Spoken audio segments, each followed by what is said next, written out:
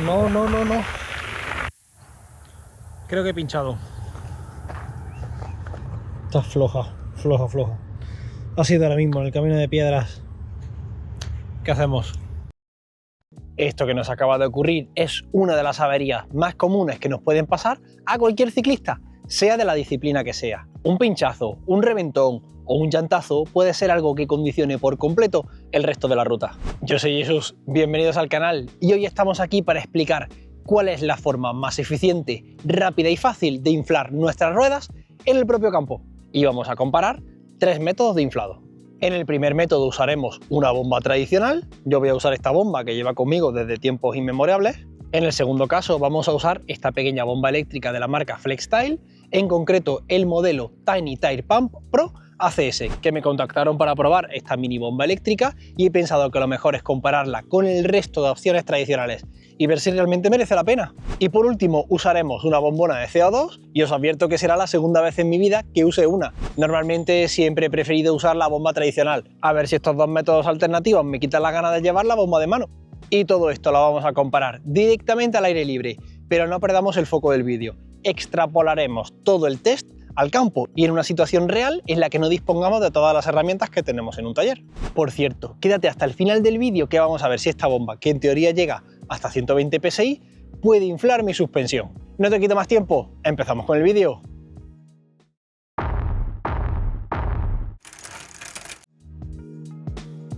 Vamos a empezar con la bomba tradicional y voy a desinflar por completo la rueda. Os cuento que se trata de un neumático Maxxis High Roller 3 de 29 x 2,4 y no tiene insertos dentro. Aprovecho para deciros que en un par de semanas lanzaré un vídeo de comparativa entre este nuevo neumático de Maxxis para enduro y para descenso, el High Roller 3, contra el Assegai y el Minion de HF. Así que si no te lo quieres perder, suscríbete en el canal y dale un buen like para que YouTube te lo recomiende cuando lo publique.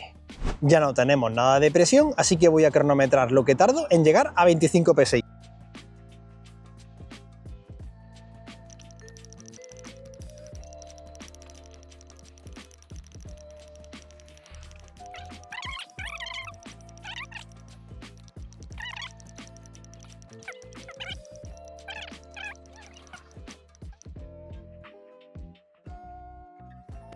¿Se ve bien esto? Un poquito más para atrás. Bueno, pues después de esta paliza he tardado el tiempo que veis en pantalla. Esto puede ser más o menos lo que tarda en el campo. Incluso puede ser que en el campo tarde un poquito menos porque cuando pinchamos siempre intentamos repararlo e inflarlo lo más rápido posible. Lo bueno de esta bomba, pues que es económica y fiable. Es ligera y la podemos llevar en la mochila o en la riñonera. Aunque si es como esta, que es un poco más larga de lo habitual, en la riñonera lo mismo puede ser un poco molesto dependiendo del tipo de riñonera, claro. Lo malo, que si hemos destalonado el neumático con esta bomba no lo vamos a poder talonar fácilmente. No es capaz de talonar el flanco de un neumático ya que el caudal de aire que bombea no es ni alto ni constante. Venga, vamos a usar ahora esta mini bomba eléctrica. En concreto se trata de la FlexStyle Tiny Tire Pump ACS. Vamos a ver qué trae la caja. Evidentemente trae la bomba y el manual, un cable tipo USB normal a USB-C para la carga, una serie de accesorios para usarla en diferentes tipos de válvulas y un adaptador para colocarla en la tija de la bici o en otro sitio del cuadro. La bomba en sí no está nada mal, es súper compacta, tiene una pantalla LED, la boquilla es intercambiable, tiene luz roja y si os soy sincero, no me parece de mala calidad. Pesa 125 gramos y ocupa un volumen de 67 milímetros por 52 por 39.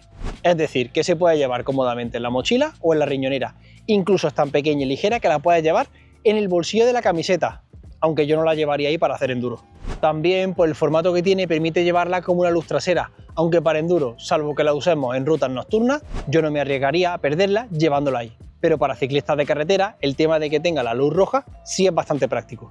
Esta bomba puede alcanzar un total de 120 psi de una manera bastante estable, ya que tiene un sistema de autorrefrigerado y nos dicen que puede inflar una rueda de carretera desde 0 hasta 100 psi en 80 segundos y tarda 2 minutos y medio en inflar por completo un neumático de 2,6 pulgadas de 0 a 40 psi. Por cierto, se puede programar una presión máxima y la bomba deja de inflar automáticamente cuando se alcanza la presión. Esto es buenísimo cuando ponemos la bomba en esta posición al inflar y no vemos la presión real a la que está en ese momento. Aunque si os soy sincero, a mí lo que más me interesa concretamente es saber cuánto tarda en inflar una rueda de enduro hasta 25 PSI, que son 1,7 bares aproximadamente, y si esos 25 PSI son reales o hay variaciones, y también cuántas ruedas puedo inflar con una sola batería. Así que vamos al lío. Rueda floja, conectamos la bomba y a inflar. Se ve el neumático totalmente desinflado. Lo enchufo aquí.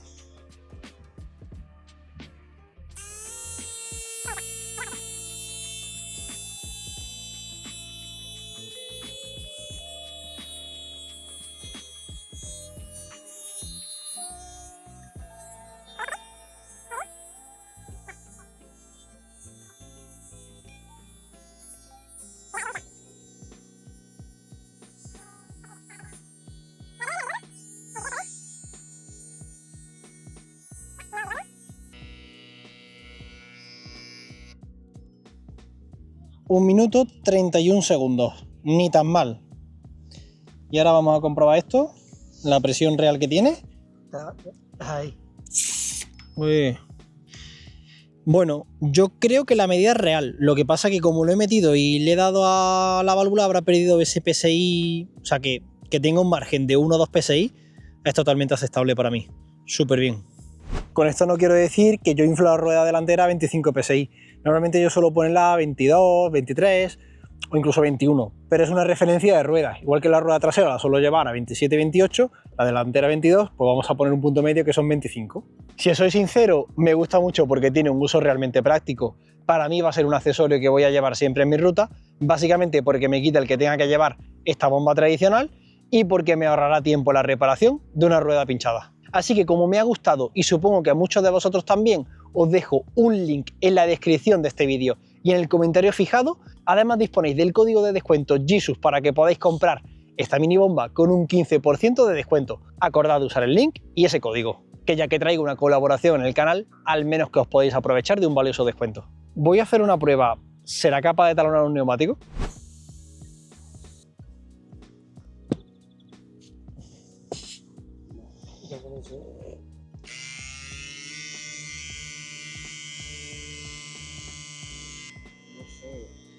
No está dalgado. Aprieta la goma, o sea, No te va a montar. No. Que no, que no. No. No voy a notar por aquí el aire. Bueno, pues mi gozo en un pozo. Si está totalmente estalonado el neumático, la bomba no va a poder.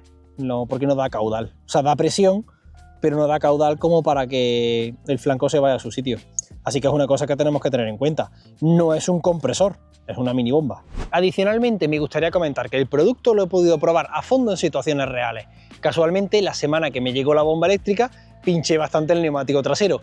Y no es que pinchara, es que lo destrocé. Y me ahorró muchísimo tiempo al inflar la rueda tan rápidamente.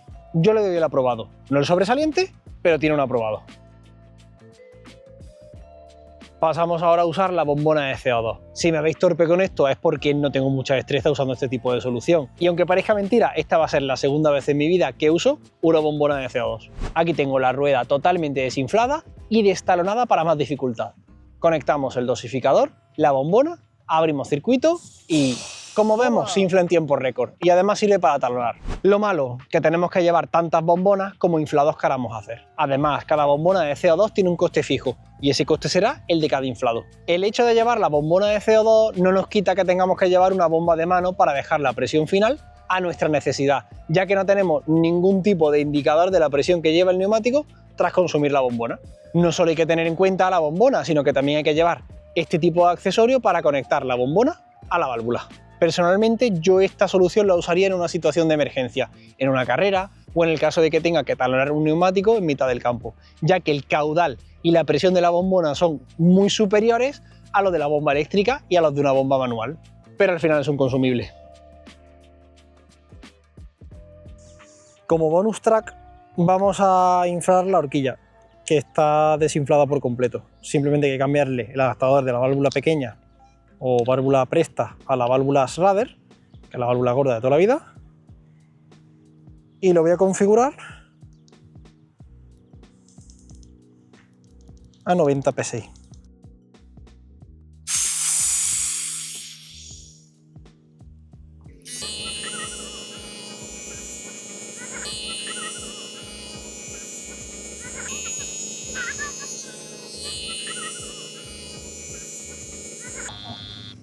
Toma, y corta.